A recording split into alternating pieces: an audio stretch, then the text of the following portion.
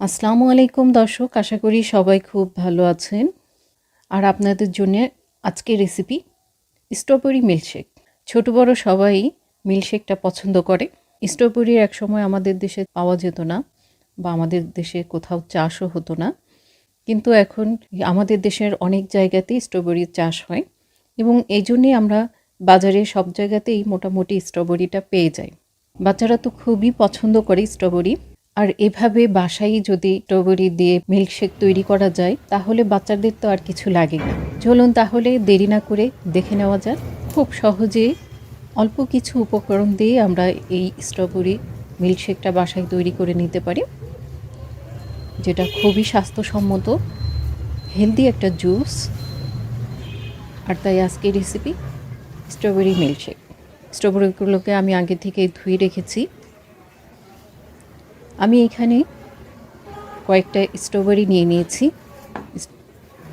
এবং একটি নাইফের সাহায্যে আমি স্ট্রবেরিগুলোকে কেটে নেব। এভাবে আমি পিস পিস করে স্ট্রবেরিগুলোকে কেটে নিলাম। স্ট্রবেরি ফলটা যেমন দেখতে তেমন কিন্তু খেতেও অসাধারণ।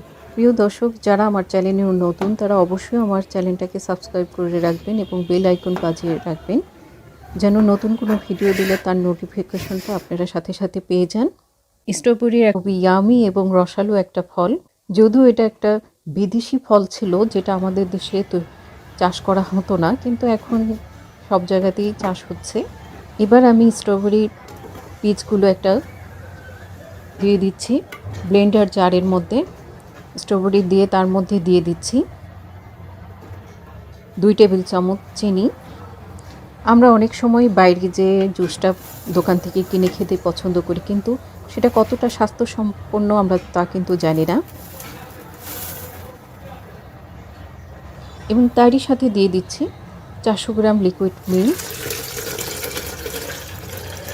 এবং এরই সঙ্গে দিয়ে দিচ্ছি আমি আইসক্রিম। এটা অবশ্য অপশনাল, কারণ আমার কাছে মনে হয় যে একটু আইসক্রিম দিলে আরও ইয়ামি লাগে, তাই আমি আইসক্রিমটাই দিয়ে দিচ্ছি। এবার আমি ঢাকনা দিয়ে ঢেকে দেব এবং সবগুলোকে একসাথে করে ব্লেন্ড করে নিতে হবে। সম্পূর্ণ মিশে যাওয়া পর্যন্ত ভালোভাবে ব্লেন্ডারে ব্লেন্ড করে নিতে হবে।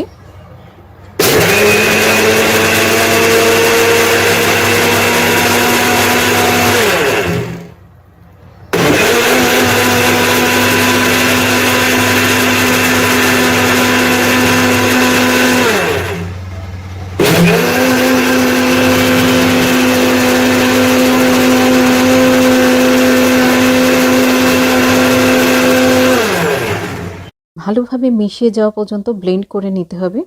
এই স্ট্রবেরি জুসের মধ্যে আইসক্রিমটা আমার খুবই ভালো লাগে, এই জন্য আমি আইসক্রিমটাও অ্যাড করে দিচ্ছি। এটা না দিলেও চলবে, কিন্তু আইসক্রিমটা দিলেই কিন্তু অনেক বেশি টেস্টি হয়। এরই মধ্যে সম্পূর্ণটা ব্লেন্ড করা হয়ে গিয়েছে। এবার আমি জুসের গ্লাসের মধ্যে ঢেলে দিচ্ছি।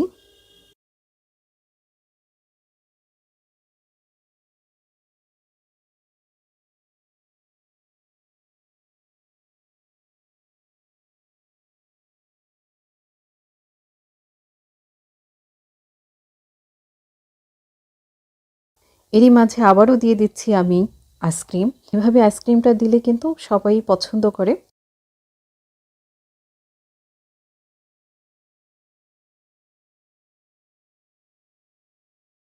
এরই মাঝে আমি স্ট্রবেরির টুকরাগুলো দিয়ে দিচ্ছি।